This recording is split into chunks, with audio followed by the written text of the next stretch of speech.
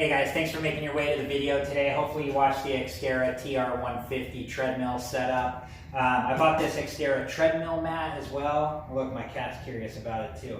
But this is a 3 foot by 7 foot Xterra Treadmill Mat designed specifically for this. I just wanted to make sure it's going to fit properly and figured I'd give you guys a quick review of it as well. So yeah, let's go ahead and open this up really quick and pull it out and make sure it's going to fit.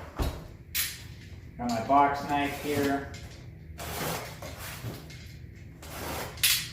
Okay.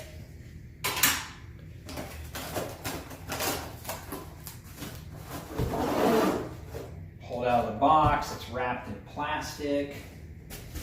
Oh yeah, it looks like a nice quality. Let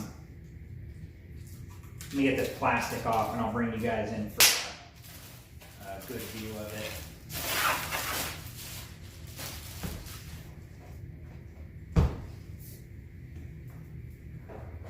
Oh yeah, this looks like it's going to work great. Rolled up really good from being in the box for who knows how long.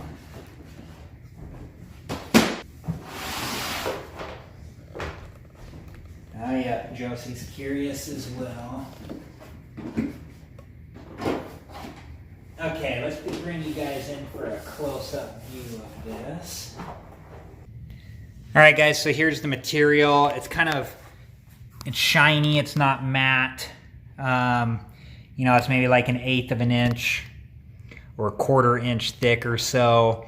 It's a nice looking mat. And I'm sure my treadmill, I'm sure the treadmill is gonna fit on here perfectly. So let's go ahead and test it out. All right, guys, a perfect fit. Just kind of leaves a nice little border all the way around the treadmill, and you can see it's definitely worth it. Let me bring you guys a little bit closer here so you can see the marks that it puts in the treadmill mat.